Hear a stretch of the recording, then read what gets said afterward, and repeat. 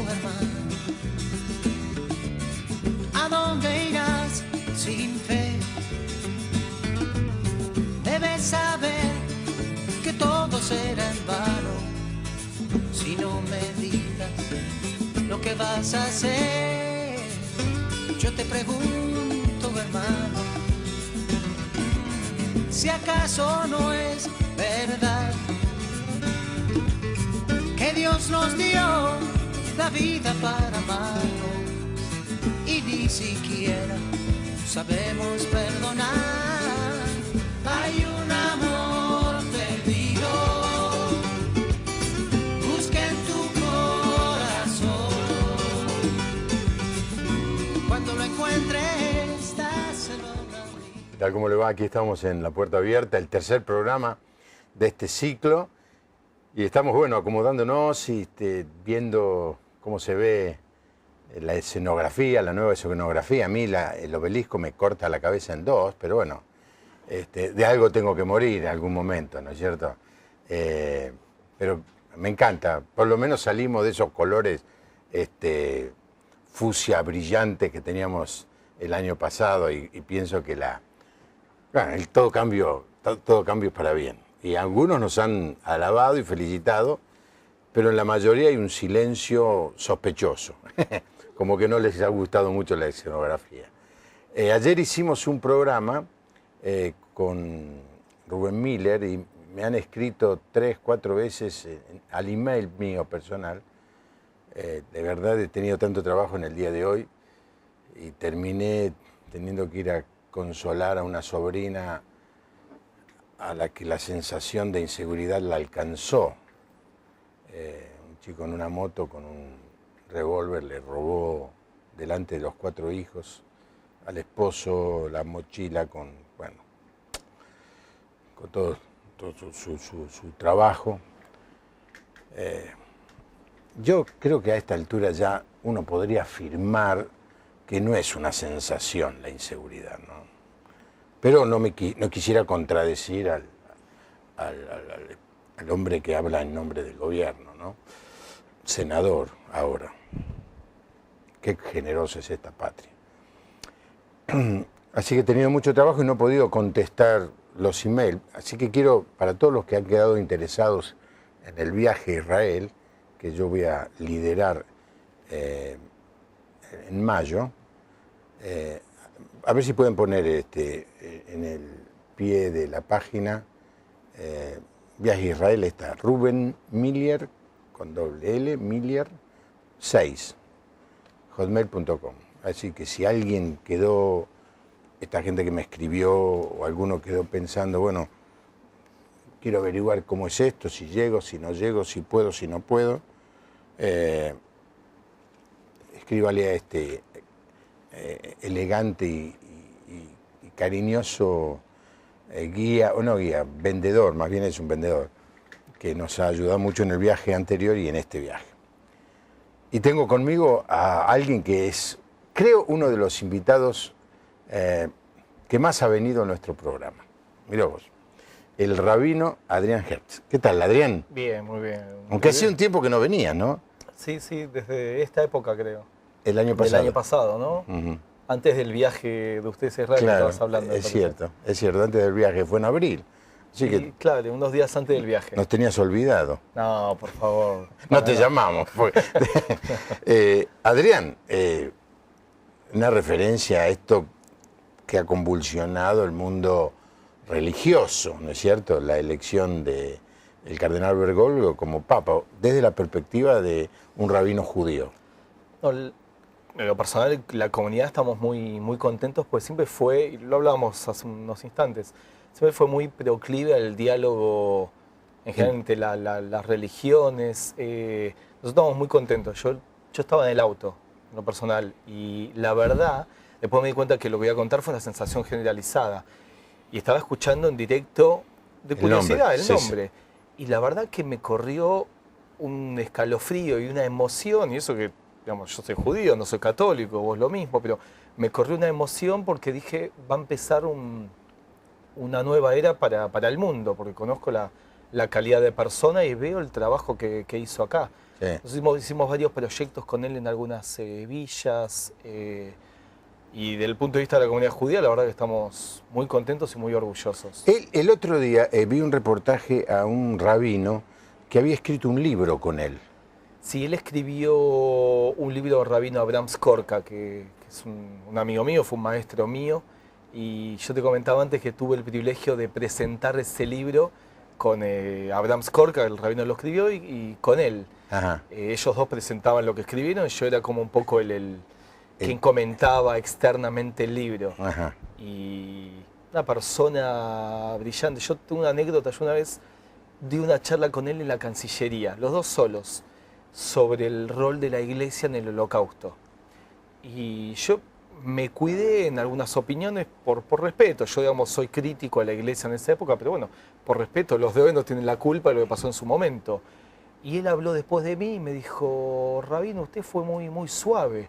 Y él fue muy crítico y para mí fue impactante. Sí. Es una persona muy crítica y al cual fue el rol y a tratar de generar un cambio. La verdad, una persona de primera. Lo mismo que te pasó a vos me pasó a mí. Yo estaba con mi señora mirando la televisión.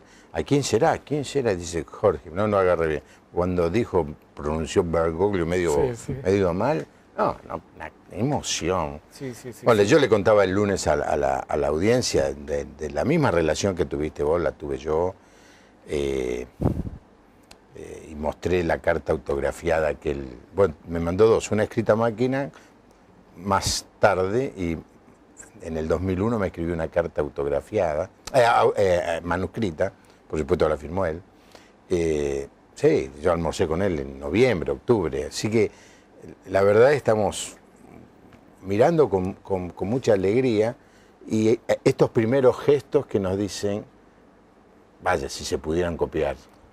Vaya que si los políticos argentinos tomaran ejemplo, ¿no? Independientemente del matiz político, de la ideología, hay algunas cosas que están cayendo bien. Lo mismo que nos caía bien ver al presidente de Uruguay, Mujica, qué sé yo, que le cortaban el pelo en la casa, una casa humilde donde sigue viviendo. Y vos decís, se puede ser de otra manera, ¿sí? No necesariamente hay que robar, hay que ser orgulloso, hay que ser soberbio, hay que abusarse del Estado. Se puede ser de otra manera y yo creo que esto va a ser por lo menos una foto de cómo se puede ser diferente, ¿no? Sí, y imagino que todos notan lo mismo. Hay un clima diferente en la gente, o sea, ojalá que esto dure mucho tiempo, sí. Pero vos notás, a ver, sin meternos en política, pero ayer dos expresidentes, Duhalde, Menem, se encontraron, se amigaron, más allá de en política, digo, y lo escuchaba recién cuando venía para acá en la radio, que Duhalde decía que el estímulo lo sacó de esto del Papa. Y yo noto en pequeños actos de la gente, como que uno siente un empujón a ver las cosas más positivas, reconciliación. Ojalá, como decías vos, lleguen los políticos, ¿sí? Que son los que nos gobiernan, pero bueno. Bueno, simplemente una referencia con... No sabía que habías tenido tanta relación, presentaste un libro, diste una conferencia con él. Yo no di una conferencia, dirigí una conferencia en donde otros dos hablaban, Salvador de Lutri, un sacerdote ortodoxo, no me acuerdo, y Bergoglio, hace 7 años y medio. Yo presidí la reunión esa y, bueno, era una persona... Todo el mundo, vos te das cuenta, el diariero, el del taxi, todos hablaban con él de una manera natural, ya que no es sorpresa que haya hablado conmigo de la misma manera y con vos, ¿no? Sí, la verdad, admirable. Bueno, lo traje al rabino Adrián para... Siempre que lo invité, lo hice hablar del Antiguo Testamento. La última vez hablamos de los Salmos, y por supuesto él lee hebreo, habla hebreo, entonces se entiende muy bien el Antiguo Testamento. Pero tiene el caballero 2 doctorados en Harvard. Te tengo que mostrar mi foto estudiando en Harvard. Ah. Sí, señor. El año pasado estudié en Harvard. ¿En dónde? ¿En Divinity School? En la biblioteca. Ah, mira. 5 minutos nada más. Bueno, pues la foto está. Estudié en Harvard. Y sí, la foto, lo importante es la foto. Después terminé una carrera. Le corrí una carrera a otro y terminé una carrera en Harvard. Está muy bien, está muy bien. ¿Vos estuviste allí mucho tiempo? Tuve, sí, 5 años. 5 años. ¿Y tu especialidad es, ayúdame, Se llama Religiones Comparadas. religiones comparadas, pero particularmente te especializaste en el primer siglo, que es donde nació Claro. el cristianismo? Claro, en Antiguo Testamento, Nuevo Testamento y Rollo del Mar Muerto, Filón de Alejandría, algunos pensadores del siglo I, sí, esa época. Ahora, ¿un rabino judío lee el Evangelio? ¿Tiene permiso para leer el Evangelio? Los ortodoxos, o sea, esos que uno ve vestidos de negro, con la barba, con eso se llama peot, que son esos rulos, ellos en general no van a leerlo. En la línea que yo soy más liberal, nosotros tenemos materias, digamos, de Islam y de cristianismo en sus distintas ramas, pero algo básico. Después el que quiere, digamos, se sigue profundizando, no, pero la idea es que sí, que básicamente uno tiene que conocer los textos, un poco las ideas de las culturas o las religiones de alrededor para poder conversar y para poder respetar al otro. Claro. O sea, todos, que lo hablaba varias veces, todos estamos convencidos de que tenemos la verdad. Bueno, no sabemos, digamos, ya algún día o llegará el Mesías o volverá, como siempre decimos en Chile, y ahí veremos. ¿Qué pregunta le vas a hacer al Mesías cuando llegue? Claro, sí, el mismo chiste. Si es su primer llegado, es O la segunda. Nosotros creemos que es la segunda, pero bueno, vaya a saber la respuesta que te va a dar el Mesías. ¿Ya estuvo por acá? O... Cuando estuve en Jerusalén, una de las cosas que yo había visto foto, pero al fin la vi, fue la Puerta Dorada, una de las puertas de la entrada a Jerusalén cerrada, Claro. tapiada, ¿no? Los musulmanes hicieron eso. Sí. ¿Qué es la idea? ¿Por qué la tapiaron? La idea, el tapiado en sí en realidad fue de los musulmanes, digamos, en contra de los judíos cuando esa zona era de Jordania, hasta el año 67. Pero esa idea después no se sacó porque la idea es que esa puerta esté cerrada. Hace muchos años. Claro, la idea es que esa puerta esté cerrada porque teóricamente va a ser la puerta por la cual va a ingresar el Mesías cuando él o regrese o venga, ya no vamos a discutir eso.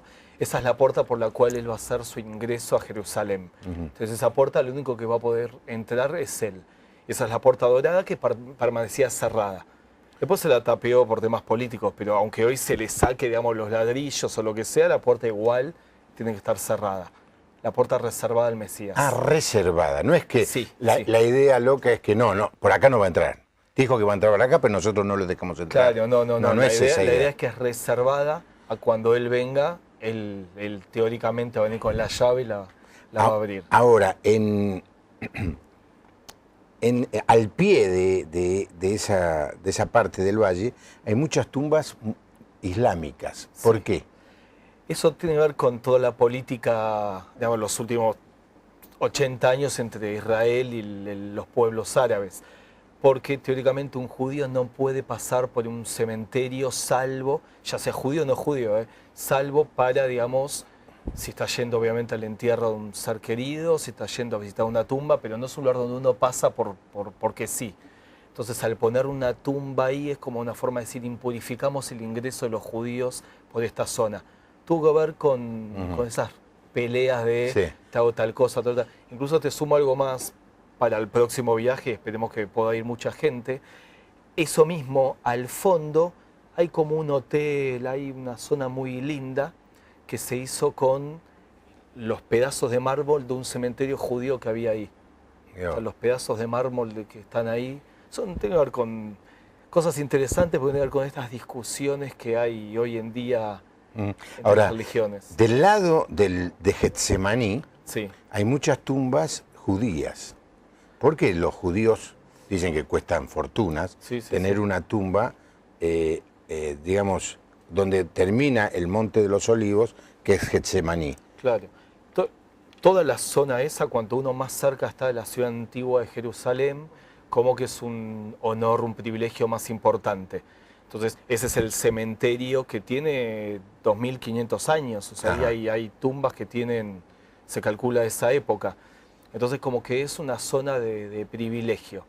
Es un cementerio muy antiguo que sigue No, no es activo, que por los que decir. están allí creen que cuando llegue el Mesías van a ser los primeros que Sí, resucitan. sí, pero en el fondo es una, no que es una pavada, pero tiene que ver con esas creencias de, bueno, un poco más lejos, más cercano, cuando Sí. venga el Mesías, digamos, o vuelva, como querramos pensar, vamos a, digamos, todos los muertos van a resucitar y iremos todos juntos a alabar a Dios, a Jerusalén, digamos, estar más cerca o más lejos. Es tratar de entender cosas profundas con una creencia muy chata. Es como hay algunos ultra ortodoxos judíos, esto que decíamos que se visten de negro, pero de la ultraderecha, que por ejemplo no donan órganos. Judaicamente nosotros vemos con buenos ojos la donación de órganos. Sí, sí. Y ellos no lo aceptan porque dicen, no, cuando venga el Mesías y venga la resucitación de los muertos, ¿cómo voy a estar sin, no sé, sin un ojo? Y lo que uno cree es cuando venga el Mesías, él lo va a resolver, digamos, no es un problema. No Digamos. es un problema. Claro. Al creador del universo, Claro. ponerte un ojo nuevo. Yo siempre lo pienso. En el reparto me tocó esta cara. Digo yo, en la resurrección tendré que toda la eternidad con esta cara, no es justo, ¿viste? ¿Viste? Que, a ver, un cambio, una mejora. Yo con la altura, digo, Bueno, los 20 centímetros más. que claro, ahí está, ¿viste? La familia Gómez de San Juan, de Caucete, dice que ellos y toda la iglesia bautista del Edén están felices de que hayamos empezado el programa. Graciela Antonio de Capital, estamos felices de verlos nuevamente, aprendemos mucho con ustedes. Pregunta si será cierto que con el Papa se viene mucha, y terminó allí el mensaje, mucha que... Lo dejó abierto a propósito. Sí. Rosa de Torque pregunta qué opina del rapto secreto. No, vamos a estar en escatología, no es el tema de hoy.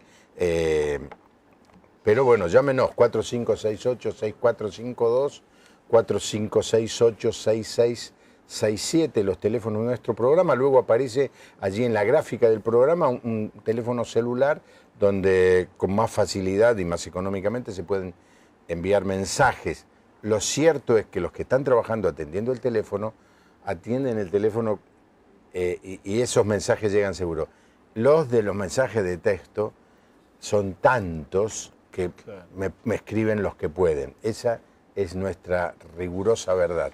No podemos leer todos los mensajes de texto que recibimos, pero inténtelo.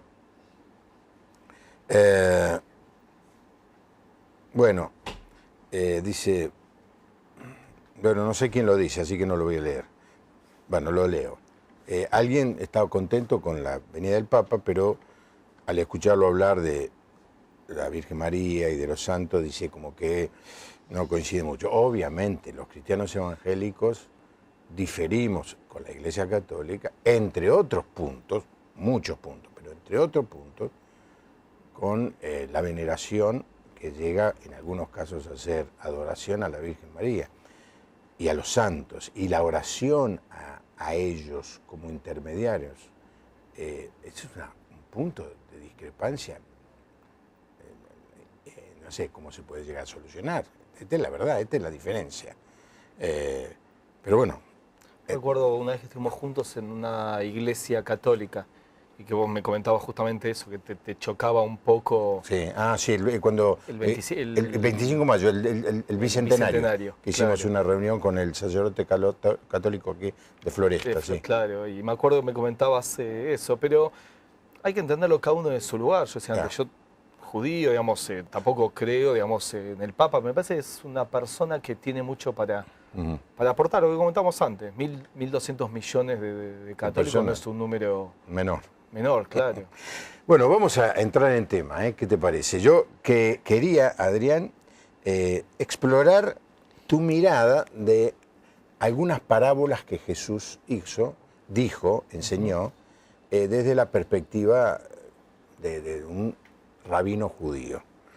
La parábola más famosa de todas, yo creo que son dos: el buen samaritano y el hijo pródigo. Y yo estoy trabajando mucho sobre el hijo pródigo porque cada vez que la leo, cada sermón que preparo, realmente me conmueve la historia del hijo pródigo, ¿no?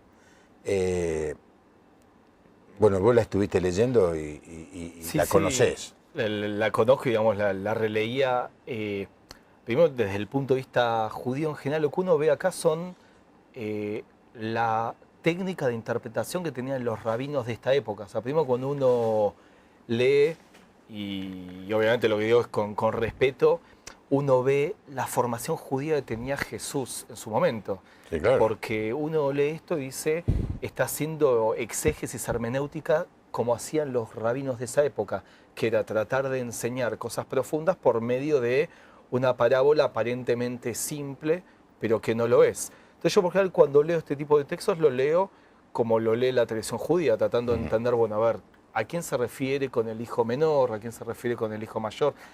A mí me parece en este caso es tal vez más clara. Yo creo que el hijo menor se refiere, digamos, a la iglesia o al cristiano. Va, si lo entiendo yo, imagino la forma, si no me equivoco, San Agustín también lo interpretaba así. Me parece la interpretación más tradicional para que me vas a enseñar vos. Y obviamente el hijo mayor, imagino que es el judaísmo a quien tal vez, o a los más, Bueno, a los que no lo aceptaban, no sé si claro, el judaísmo... vamos a pensar. Luis Palau me enseñó algo, nunca des por sabido nada. Es cierto. Y nosotros nos ponemos a hablar del hijo pródigo y no la leemos o no la relatamos, mucha gente se puede perder. Así que Claro.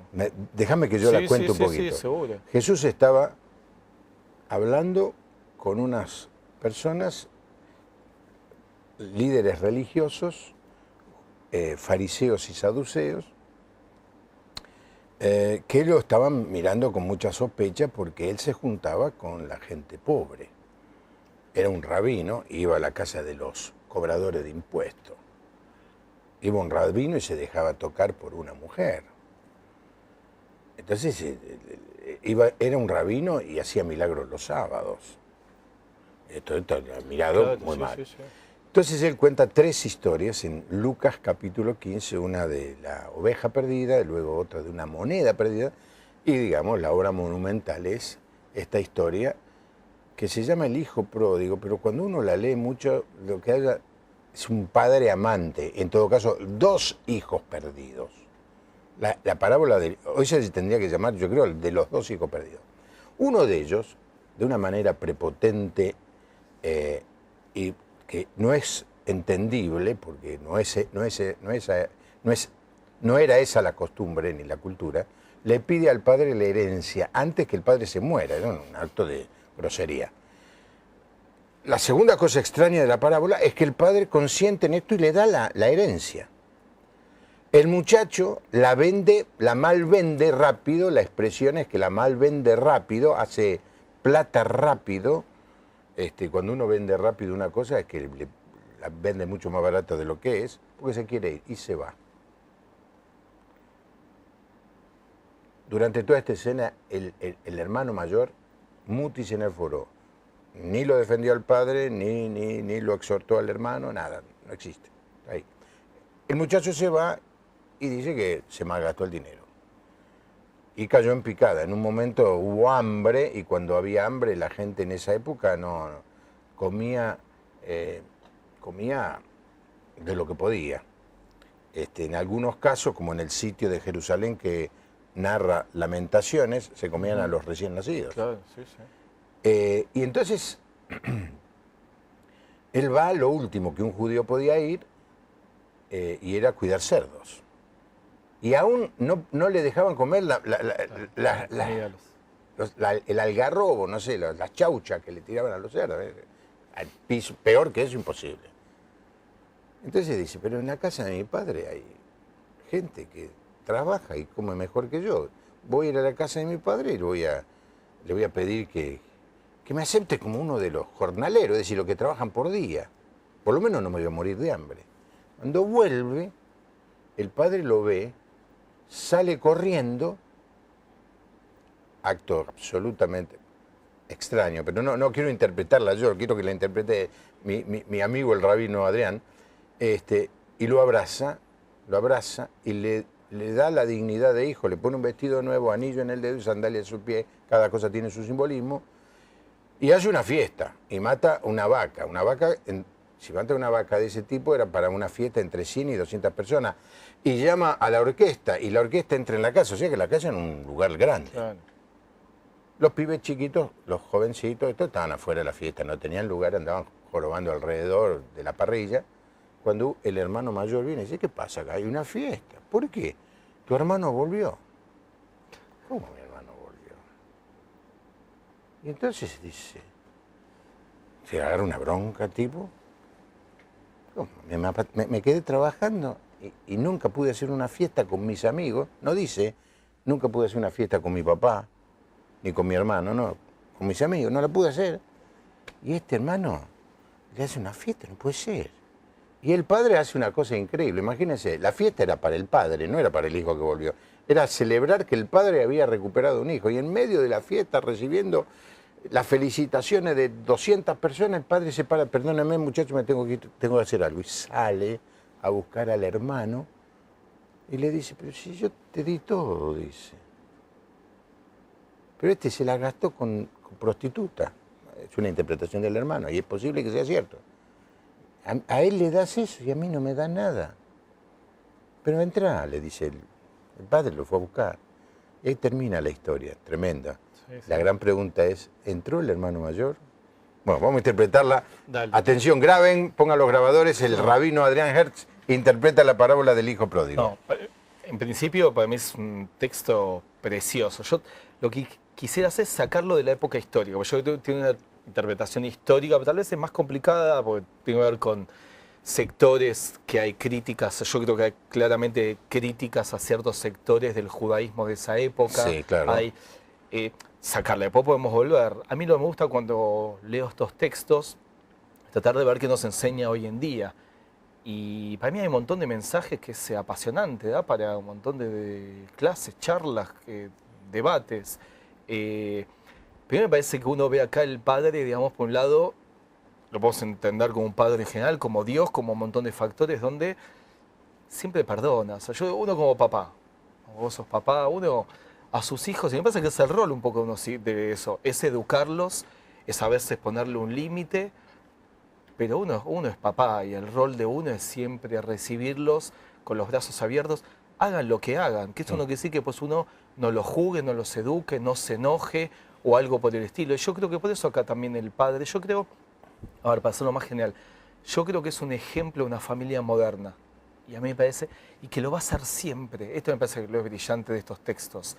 Que esto podía haber, fue educativo en el siglo V, en el siglo VIII, en el siglo X. Sí. Hoy con un iPad, es siempre educativo. Yo creo que el rol del padre es siempre enseñar y siempre estar con los brazos abiertos para recibir a su hijo. Haga lo que haga. Haga lo que haga. Que esto no quiere decir que después no haya que juzgarlo. Yo tal vez la crítica al texto, yo creo que el texto lo da como para que uno lo critique, es una cosa es abrazarlo porque volvió, otra cosa es hacer una fiesta. O una fiesta te acabas de gastar, pero no por la plata en sí, sino por la irresponsabilidad. Y después lo que uno puede ver es también la crítica hace el texto al hermano. Que la crítica, como yo entiendo al hermano, es aquel que, digamos, no tolera, digamos, no tolera el amor de un padre hacia otro. Esto pasa mucho entre los hijos, pero saquémoslo de los hijos. Pasa en una iglesia la competencia por la sonrisa del pastor o lo que sea. A mí me parece que uno tiene que aprender que el amor de un padre, el amor de un pastor, es como, ¿viste? Como se dice, el fuego. ¿Viste? Una vela puede encender una cantidad infinita de velas y no pierde su fuego. Acá es lo mismo, uno tiene que entender que yo tengo 4 hijas. Y no es que cuando nació la segunda empecé a querer un poco menos a la primera porque tenía que compartir amor. El fuego es como, el amor es como esta vela. Y creo que esto es lo que no entendió el hijo mayor. ¿Sí? Creo que el hijo mayor no entendió eso. Y después otra cosa sale del texto, es que demasiado material. Todo gira alrededor de lo económico, de lo material. Y eso me parece que también es una crítica que hace el texto. Me parece que son... A ver, yo diría yo veo un texto... A ver, déjame que te critique educativo. Tu observación. Dale. Es cierto que se puede tomar como una historia de mucha tema de dinero, pero el fuerte es, digamos, el mensaje fuerte, el que vos dijiste.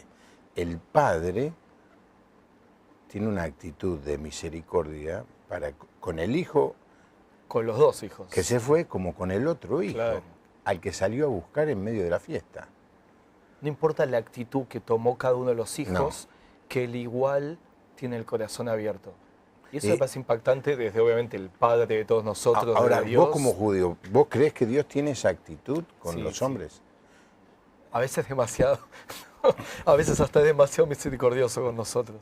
Pero no, yo creo, por supuesto, que sí, digamos, los judíos creemos en la infinita misericordia de Dios, que esto no quiere decir que no haya a veces un reto, que a veces no haya un castigo y al que a veces no nos llame la atención, ¿sí? Yo por eso siempre trato, hay veces que Dios es el educador por excelencia. Entonces yo siempre trato de entender esto como educador y como papá. Y yo a mis hijas tengo un amor casi infinito, por así decirlo, con mis hijas, que no quiere decir que muchas veces le ponga límites y los rete. No, Yo creo- dice un texto de Hebreos, de la carta escrita Carta a los sobre- hebreos, el padre que ama Exacto, disciplina, le pone límites. En el libro de Proverbios se habla que el Te iba a padre, decir eso, claro. el padre castiga, Exacto. no es el castigo de pegarle con un palo a la cabeza. No, no, de poner límite, que es el rol... Poner límite, decirle, hasta aquí llegamos, esto no se hace. Los padres egoístas que no aman a sus hijos, no los disciplinan, eso es lo que se infiere. Que súper actual, justamente eso, que hoy mucha gente entiende el rol de ser padre con, bueno, yo quiero ser libre, que mi hijo sea libre, que tome sus decisiones, que está bien, pero el rol de uno es marcarle caminos y apoyarlo o acompañarlo en el camino que vaya a tomar. Ujú. A veces, desde el punto de vista judío, Dios es plenamente misericordioso, con nosotros, pero que muchas veces también nos pone sus límites y nos muestra que el camino no es cerrado, pero judaicamente creemos que igual Él no interfiere en el camino que nosotros tomamos. Nosotros somos responsables de las decisiones que Absolutamente. nosotros tomamos, que es lo que vos ves acá, porque Él no le critica las decisiones. Hijo mayor, tomaste tal decisión, hijo menor, tomaste tal decisión. Yo igual quiero juntarlos y abrazarlos y festejar la dicha de que estemos juntos, independientemente de las decisiones de ustedes. Ujú. Para mí es un texto apasionante, la verdad, para mí son esos textos que... Lo estoy leyendo, yo tengo 2 o 3 sermones y ahora me puse a preparar todavía más porque vos lo lees y te dice más cosas. A ver, Es un texto, para...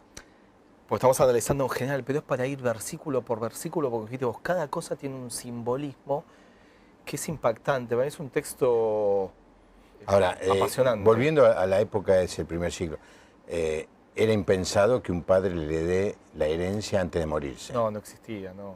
No, claramente es una metáfora. Yo no creo Que haya sido una historia real. Claro, que haya sido una historia real. Obviamente, El texto, digamos, no pretende que sea una historia real. Claramente es una metáfora.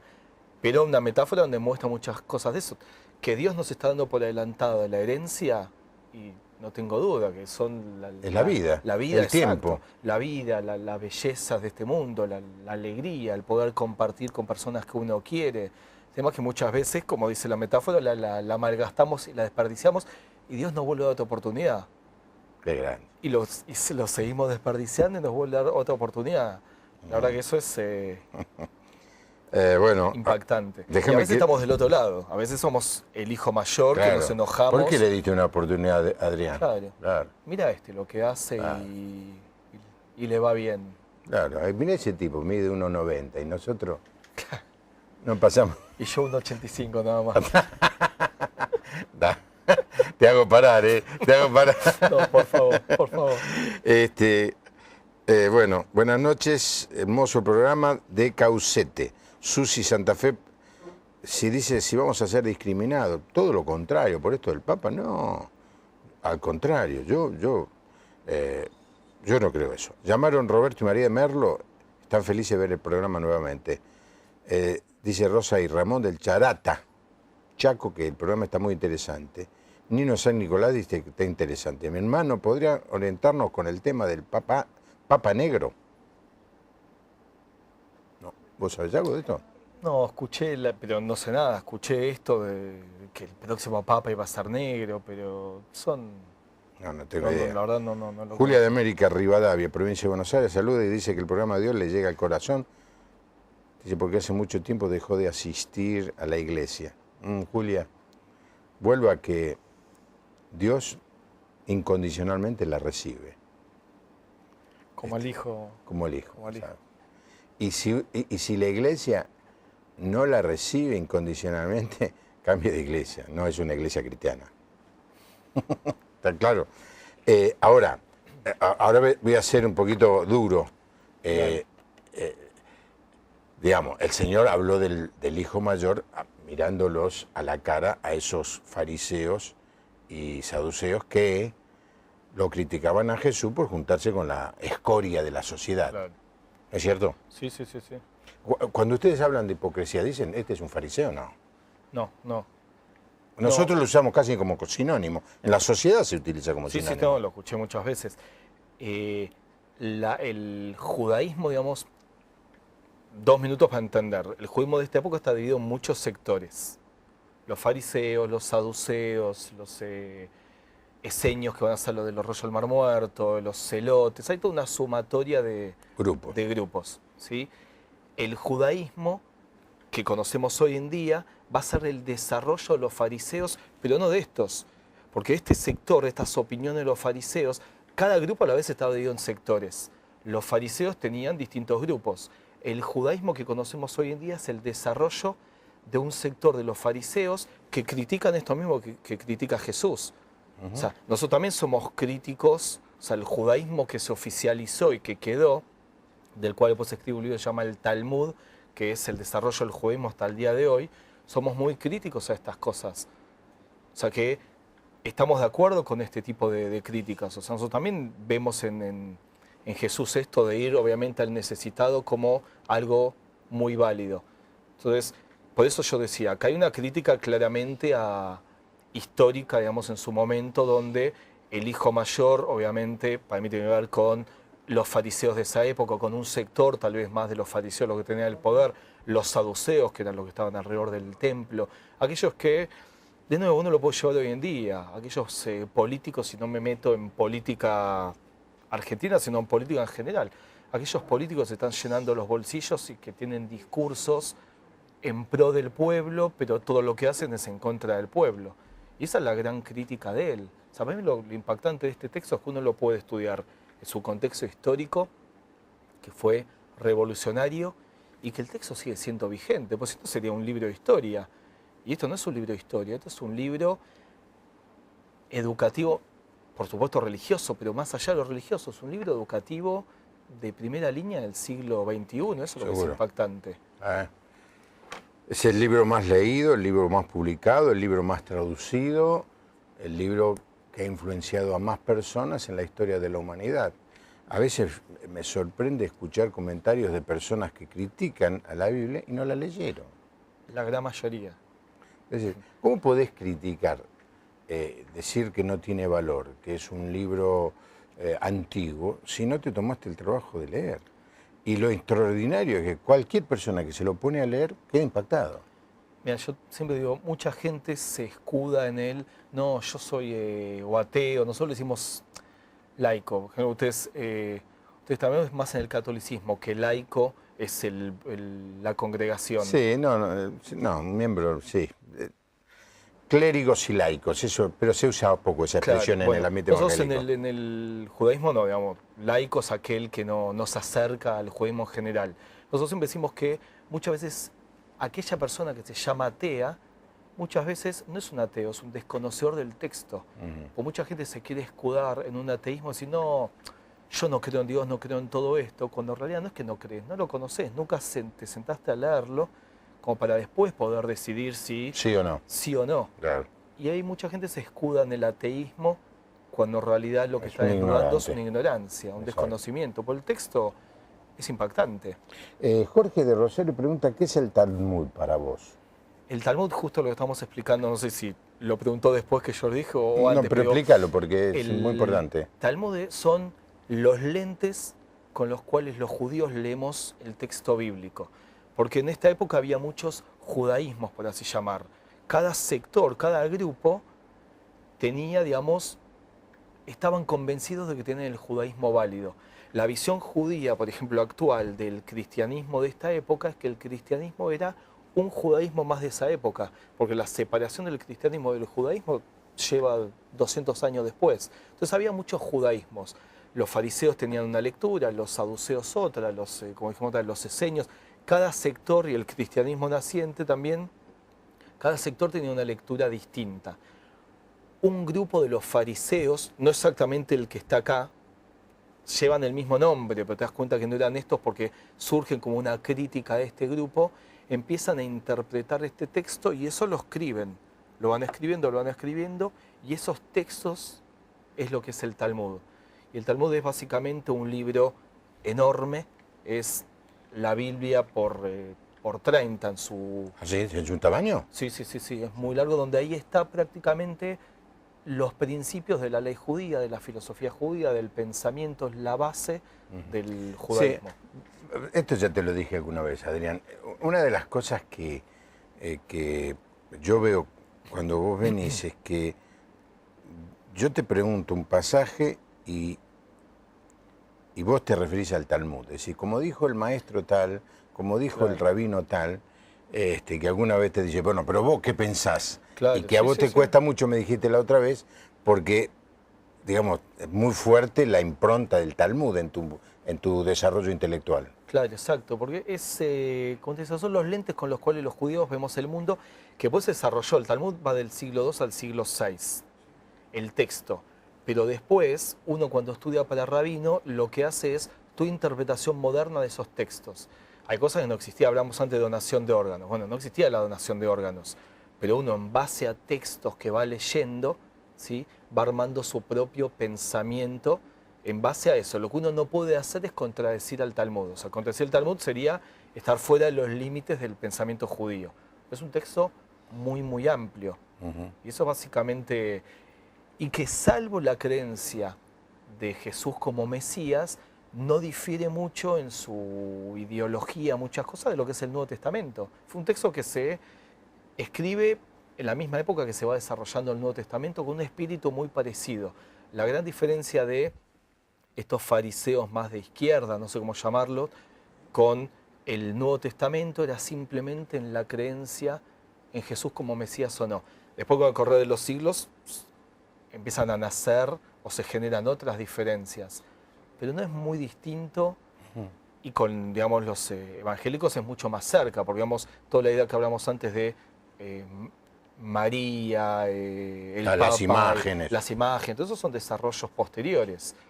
Pero, digamos, esto también lo hablamos varias veces, yo con ustedes me siento muy cercano porque salvo alguna que otra cosa, como el tema en sí de Jesús, que no es un detalle menor, por supuesto. No, pero hay muchísimo alrededor. Que con los católicos hay muchas más cosas que nos separan, nos une obviamente muchísimas cosas, y principalmente el respeto, pero hay muchas más cosas, digamos, la vez, estamos recordando antes de empezar, hace 2 años me invitaste para Pascua. No, para el domingo anterior a Pascua. El domingo anterior, claro, para hablar sobre la Pascua judía. Y yo me sentí muy cómodo y te lo comenté en su momento, me sentí casi en una sinagoga, porque era muy parecido el clima y algunos textos a una sinagoga. No, a ver, le cuento a la audiencia una de las cosas que me pregunta Adrián en medio de la reunión. Dice, ¿los músicos cobran? No, ¿cómo van a cobrar los músicos? Porque ustedes le pagan a los músicos. Es decir, es una linda profesión ser músico de una sinagoga.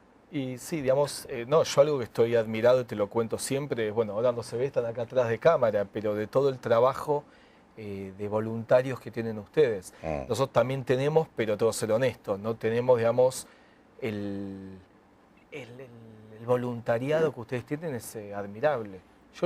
Pero no porque estoy ahora acá, cada vez que salgo de acá lo comento siempre y durante mucho tiempo lo comento. A mí eso es algo admirable de... Sí, no lo desperté, a veces empiezan a cobrar.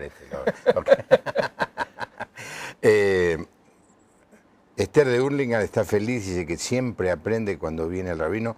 Rosa de Tucumán, gracias por tocar el tema de los hijos. Romy de Chaco dice, muy lindo programa. Es la única de la familia que va a la iglesia, aunque su familia está en contra. Bueno, póngala a mirar el programa, Romy. Bendiciones. ¿Qué opina el rabino sobre el perdón al hermano? Interesante, porque...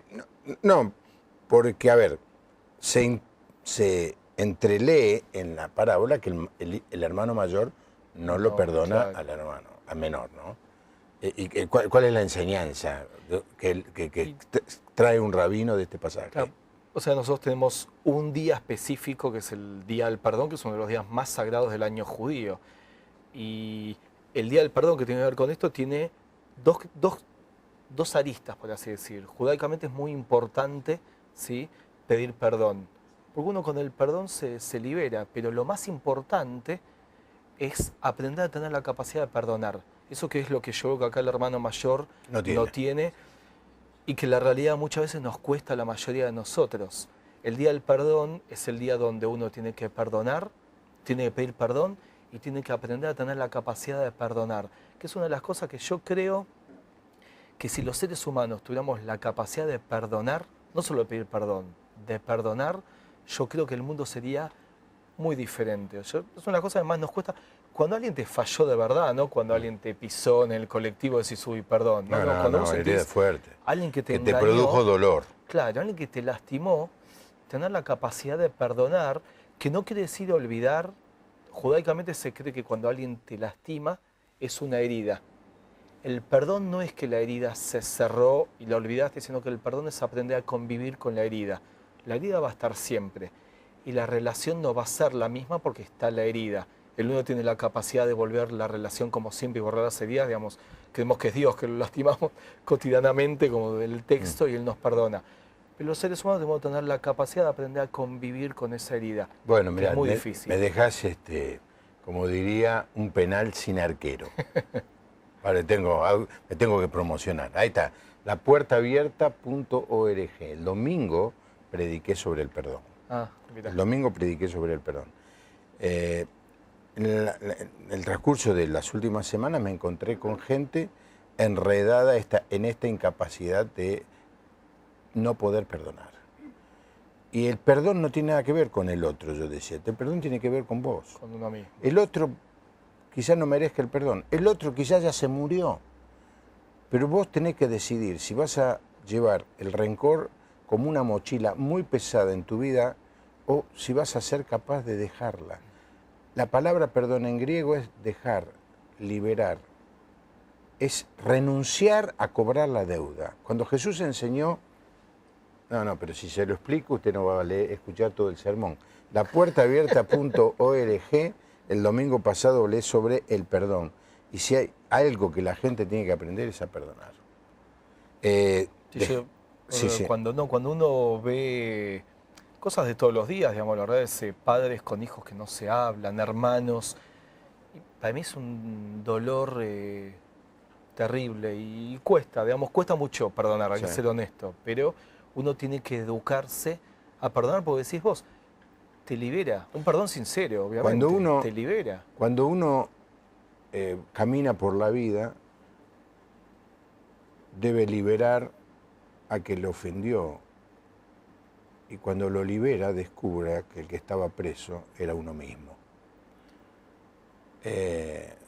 No podemos cambiar de parábola ahora, pero hablé de la parábola de los dos deudores, del que va al rey y le dice, perdóname, le debe 15 millones de dólares, 60 millones de moneda de plata, 15 millones de dólares.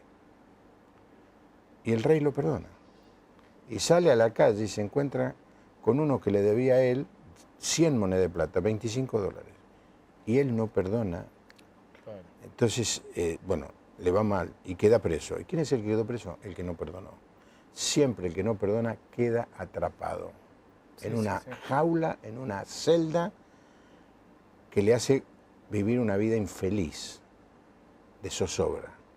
El perdón es el invento extraordinario que Dios creó para ayudarnos a ser libres. ¿Sabes que es una creación bíblica la idea del perdón? ¿Sabes que en las culturas antiguas, los egipcios, los sumerios, los babilonios, casi todas las culturas antiguas, no existía el concepto de perdón? Mira vos. No había perdón.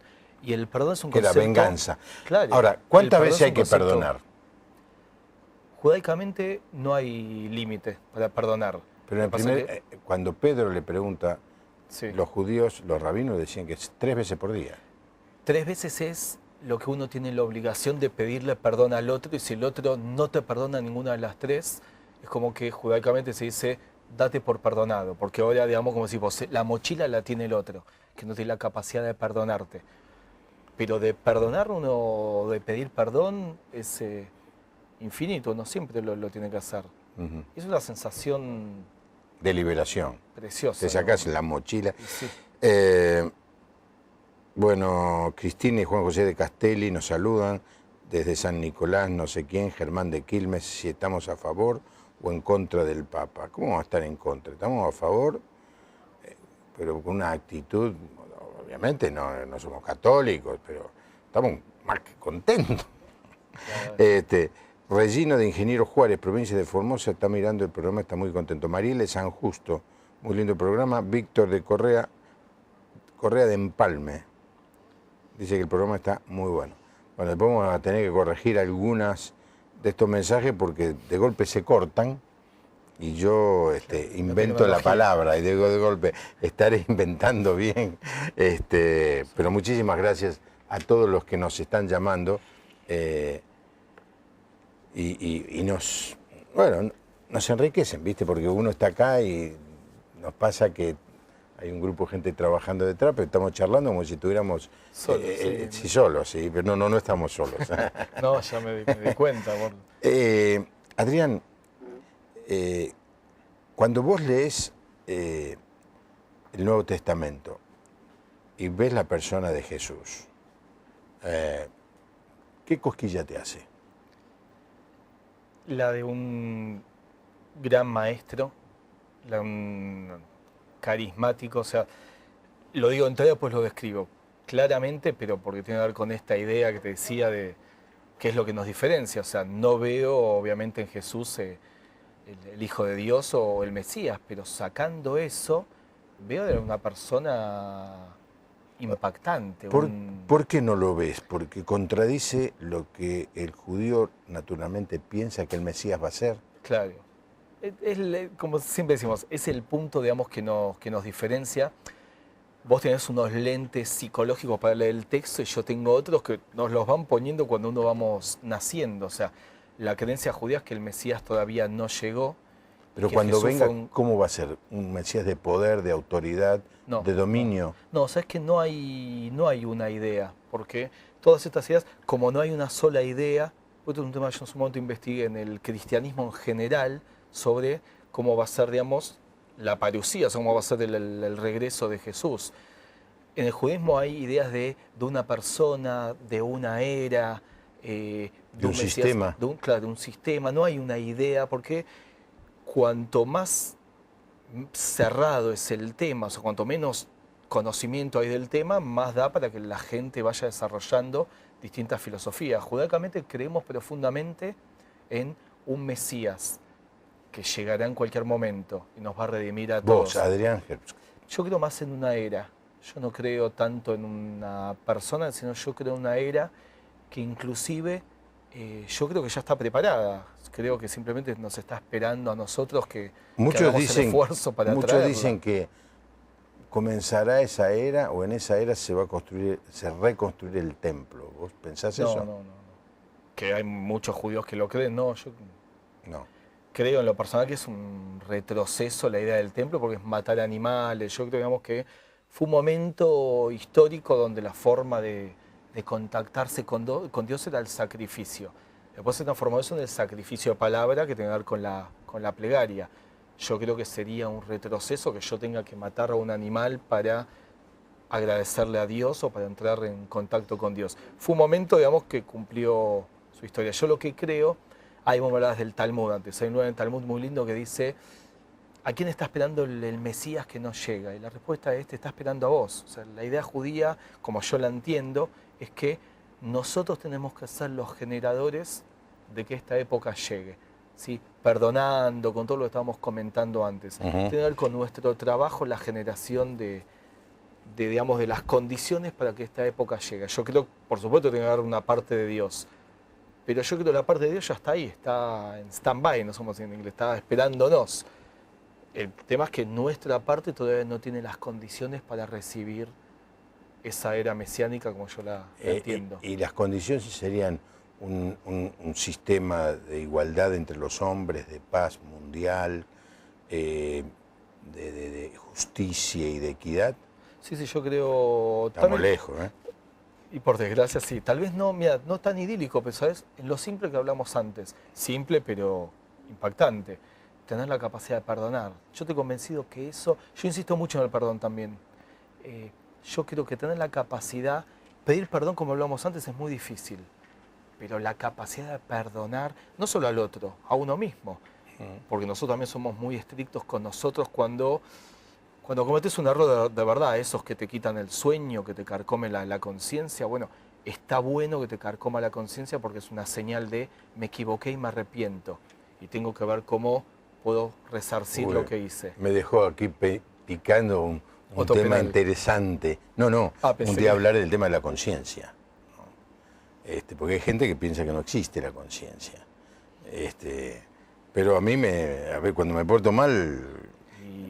Yo tuve mis noches de velo. Donde que no hay peor castigo que ese. Aquellos, como todos los seres humanos, cometemos algún error, te carcome. Se ve muy bien eso en la película La Misión, ¿viste? Sí, cuando mata al hermano y vive abrumado por su conciencia, el personaje que hace Robert De Niro y que va arrastrando esa pesada bolsa de porquerías hasta que es liberado de esa carga, ¿no? Es muy interesante. Bueno, aprender a perdonarse también es un trabajo que parece simple, pero es tan complejo. Uno cree que lo más fácil es perdonarse a uno mismo. No.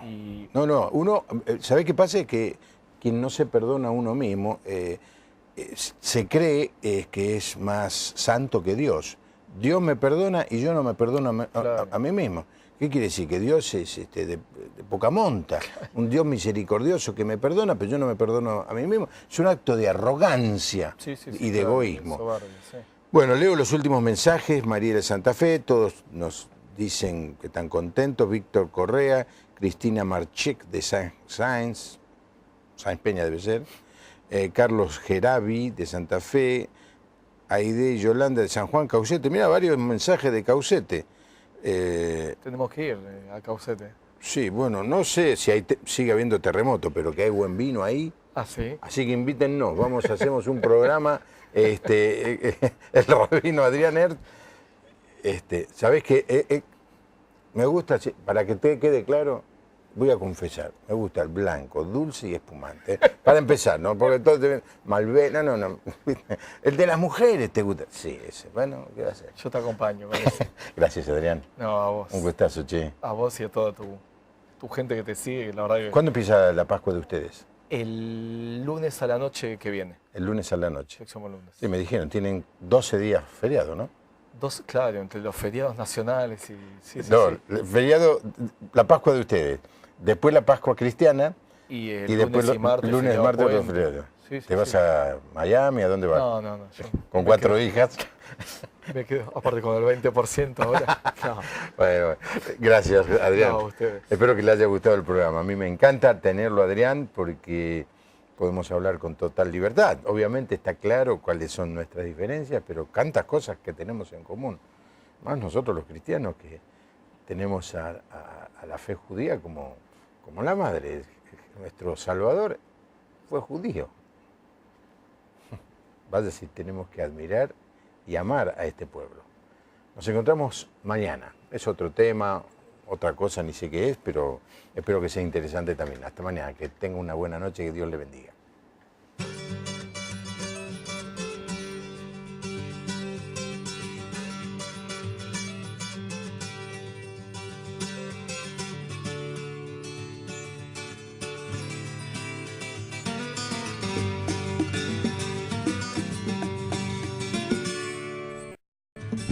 Yo te pregunto, hermano, ¿a dónde irás sin fe? Debes saber.